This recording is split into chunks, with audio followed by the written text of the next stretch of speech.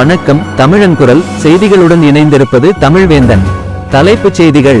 மக்கள் ஆணை இம்முறை சனாதிபதிக்கு கிடைக்கும், வஜிர அபேவர்தன தெரிவிப்பு. இபிடிபி பாராளுமன்ற உறுப்பினர் தீலிபன் நிதி ஒதுக்கீட்டில் வவுனியாவில் விகாரை புனரமைப்பு. 2009ஆம் ஆண்டு அழிவுகள் மீள்நிகழாதிருப்பதை உறுதிப்படுத்த உண்மை, நீதி, பொறுப்புக்கூறலை நிலைநாட்டல் இன்றியமையாதது. கெலம் மக்ரே வலியுறுத்தல். மாதங்கள் பல கடந்தும் திருத்தப்படாத சிடி ஸ்கான் இயந்திரம். வவுனியாவில் நோயாளர்கள் கடும் அவதி. மெக்சிகோ நாட்டில் மேயர் வேட்பாளர் சுட்டுக்கொலை. காசா போர் 2024 இறுதி வரை நீடிக்கலாம், இஸ்ரேல் எச்சரிக்கை. விரிவான செய்திகள். நாட்டின் வரலாற்றில் இதுவரை எவருக்கும் கிடைக்காத மக்கள் ஆணை இம்முறை சனாதிபதி ரணில் விக்கிரமசிங்கவுக்கு கிடைப்பது உறுதி என ஐக்கிய தேசிய கட்சியின் தவிசாளர் பாராளுமன்ற உறுப்பினர் வஜிர அபேவர்தன தெரிவித்துள்ளார். இதற்காக நாட்டு மக்கள் அனைவரும் அணி திரண்டுள்ளதாகவும் அவர் தெரிவித்துள்ளார். அரசியல் கட்சிகளில் இணைந்திருந்த மக்கள் தற்போது அதிலிருந்து விலகியுள்ளதாக தெரிவித்த அவர், இதனால் அரசியல் கட்சிகள் பல்வேறு வழிகளை உருவாக்கி மக்களை திசை திருப்புவதற்கு முயற்சி செய்து வருவதாகவும் அவர் தெரிவித்துள்ளார்.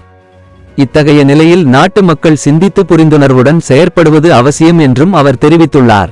இது தொடர்பில் மேலும் தெரிவித்துள்ள அவர், அரசியல் ரீதியாக பலவீனமடைந்து சிதைவடைந்துள்ள குழுவினர் தற்போது புதிய அரசியல் கோஷங்களை தேடும் முயற்சிகளில் ஈடுபடும் காலமாகவே இக்காலத்தை பார்க்க முடிகிறது.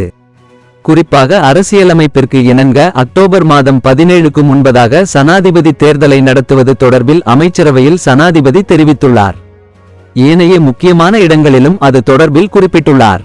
வவுனியாவின் எல்லைப் பகுதிகளில் உருவாக்கப்பட்ட சிங்கள குடியேற்ற கிராமங்களுக்கு வன்னி பாராளுமன்ற உறுப்பினர் குலசிங்கம் திலீபன் அவர்களால் பல்வேறு அபிவிருத்தி பணிகள் ஆரம்பித்து வைக்கப்பட்டது.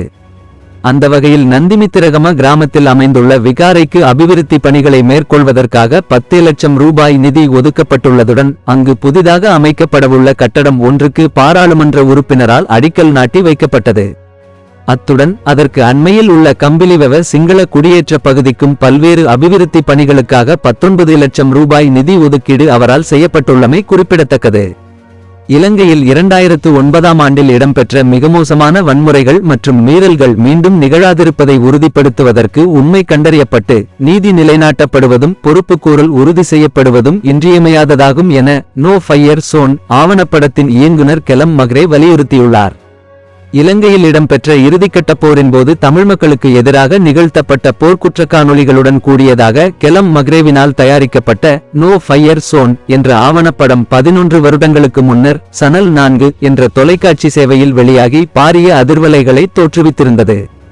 இந்நிலையில் யுத்தம் முடிவுக்கு கொண்டுவரப்பட்டு இவ்வருடத்துடன் 15 ஆண்டுகள் பூர்த்தியடைந்திருப்பதை முன்னிட்டு கெலம் மக்ரே வெளியிட்டுள்ள நினைவுச் செய்தியில் மேலும் கூறியிருப்பதாவது, யுத்தம் முடிவுக்கு கொண்டுவரப்பட்டு 15 வருடங்களின் பின்னர் அதனை நாம் மே மாதம் 18ஆம் திகதி நினைவு கூறுகின்றோம். இருப்பினும் தமிழ் மக்களுக்கு எதிரான மீறல்கள் தொடர்கின்றன.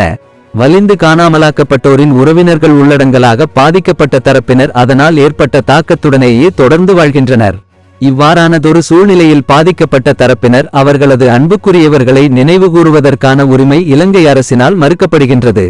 அதேபோன்று இன்றளவிலேயே தமிழர் தாயக பகுதிகள் பாதுகாப்பு தரப்பினரின் வலுவான கட்டுப்பாட்டின் கீழ் இருக்கின்றது. எனவே முன்னெப்போதையும் விட இப்போது உண்மை மற்றும் நீதி என்பன உடனடியாக உறுதிப்படுத்தப்பட வேண்டியது மிகவும் அவசியமாகின்றது. 2009ஆம் ஆண்டில் இடம்பெற்ற மிக மோசமான சம்பவங்கள் மீண்டும் நிகழாதிருப்பதை உறுதிப்படுத்துவதற்கு உண்மை கண்டறியப்பட்டு நீதி நிலைநாட்டப்படுவதும் பொறுப்புக்கூறல் உறுதி செய்யப்படுவதும் இன்றியமையாததாகும். இதேபோன்ற சம்பவங்களே இன்று காசாவில் இடம்பெறுகின்றன. காசாவில் வாழும் ஆயிரக்கணக்கான ஆண்கள், பெண்கள், சிறுவர்கள், குழந்தைகள் என சகல மக்களுக்கு எதிராக இஸ்ரேலிய அரசாங்கம் மிக மோசமான மீறல்களை கட்டவிழ்த்துவிட்டிருக்கின்றது.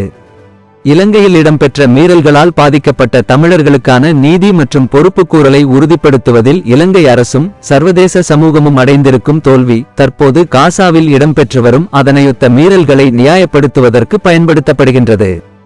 மனித உரிமைகள் மற்றும் நீதிக்கு மதிப்பளிக்கும் சகலரும் இனி இவ்வாறான சம்பவங்கள் நடைபெறக்கூடாது என்பதையே வலியுறுத்த வேண்டும் என தெரிவித்துள்ளார்.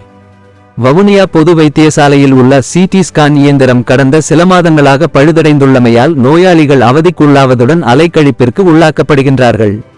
வவுனியா பொது வைத்தியசாலையில் ஒரேயொரு சிடி இயந்திரம் மாத்திரமே உள்ளது. அது கடந்த சில மாதங்களாக பழுதடைந்துள்ளது. இதனால் சிடி ஸ்கான் எடுக்க வேண்டிய நோயாளர்கள் அனுராதபுரம் பொலனறுவை மற்றும் யாழ் போதனா வைத்தியசாலைகளுக்கு அனுப்பி வைக்கப்படுகின்றனர். இதனால் நோயாளர்கள் பெரும் சிரமத்திற்குள்ளாகின்றனர். அங்கு கொண்டு செல்லப்படும் ஒரு நோயாளிக்காக நோயாளர்காவு வண்டியில் ஒரு வைத்தியர், தாதியர், சிற்றூழியர் ஆகியோர் பயணிக்க வேண்டும். இதன் மூலம் நேரவிரயம் மாத்திரம் அல்லாமல் வீண் செலவும் ஏற்படுகின்றது. வைத்தியசாலையில் நோயாளர்காவு வண்டிகளுக்கும் தட்டுப்பாடு நிலவுகின்றது. அதற்காகவும் காத்திருக்க வேண்டிய நிலைமை மக்களுக்கு ஏற்பட்டுள்ளது. இதேவேளை சில தினங்களிற்கு முன்பாக குறித்த இயந்திரம் திருத்தப்பட்ட நிலையில் அன்றைய தினமே மீண்டும் அது பழுதடைந்துள்ளது.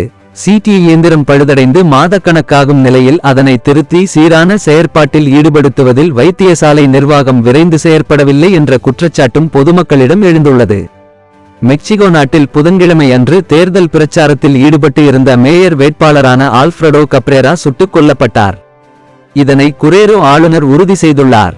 வரும் ஜூன் 2ஆம் தேதி அதிபர் உட்பட பல்வேறு பொறுப்புகளுக்கு அந்த நாட்டில் தேர்தல் நடைபெற உள்ளது.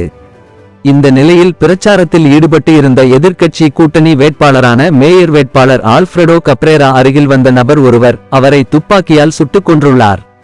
இந்த சம்பவம் இந்நிகழ்வில் பங்கேற்றவர்கள் மத்தியில் பீதியை ஏற்படுத்தியது. இந்த குற்ற செயலில் ஈடுபட்டவர் மற்றும் அதன் பின்னணியில் இருப்பவர்களை அடையாளம் கண்டு சட்டத்தின் முன் நிறுத்தி உரிய தண்டனை பெற்றுத்தர வேண்டுமென குரேரோ ஆளுநர் தெரிவித்துள்ளார்.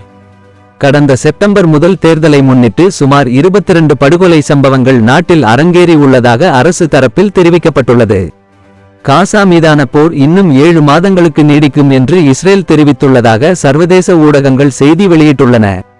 அக்டோபர் 7 முதல் காசா மீதான இஸ்ரேலின் போரில் 36,224 பாலஸ்தீனர்கள் கொல்லப்பட்டுள்ளனர் என்பது கவனிக்கத்தக்கது.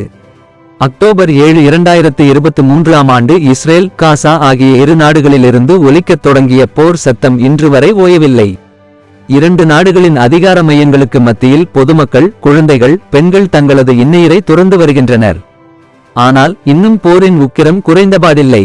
ஹமாஸை அழிக்காமல் ஓயமாட்டோம் என இஸ்ரேல் வீர முழக்கமிட்டு வருகிறது. ஞாயிற்றுக்கிழமை மே 26 தெற்கு காசாவில் உள்ள ரஃபா நகரத்தில் தற்காலிக முகாம்கள் மீது இஸ்ரேல் படைகள் குண்டு வீசி தாக்குதல் நடத்தியது உலக அளவில் பெரும் அதிர்வலைகளை ஏற்படுத்தியது. இதனையொட்டி நெட்டிசன்கள் ஆல் ஐஸ் ஆன் ரஃபா என்ற ஹேஷ்டேக் சமூக வலைதளங்களில் பரப்பின. இந்நிலையில் இஸ்ரேலின் தேசிய பாதுகாப்பு ஆலோசகர் இன்று செய்தியாளர்களிடம் கூறுகையில், நாங்கள் இப்போது 2024இன் 5வது மாதத்தில் இருக்கிறோம். ஹமாஸ் அமைப்பையும் அதன் அரசாங்கத்தையும் அழிக்க எங்களுக்கு இன்னும் 7 மாத கால அவகாசம் தேவைப்படும். இதனால் போர் குறைந்தது இன்னும் 7 மாதங்கள் நீடிக்கும். எகிப்து எல்லையில் பெரும் பகுதியை இஸ்ரேல் ராணுவம் கட்டுப்படுத்துவதுடன் ஹமாஸின் ஆயுத கடத்தலை தடுக்கும் வகையில் அனைத்தையும் கட்டுப்படுத்துவதை நோக்கமாக கொண்டுள்ளது. இதனால் காசாவில் போர் இந்த ஆண்டு முழுவதும் தொடரும் என தெரிவித்துள்ளார். இத்துடன் இன்றைய செய்திகள் அனைத்தும் நிறைவு பெறுகின்றன. நன்றி, வணக்கம். தருவது நாங்கள், தீர்மானிப்பது நீங்கள்.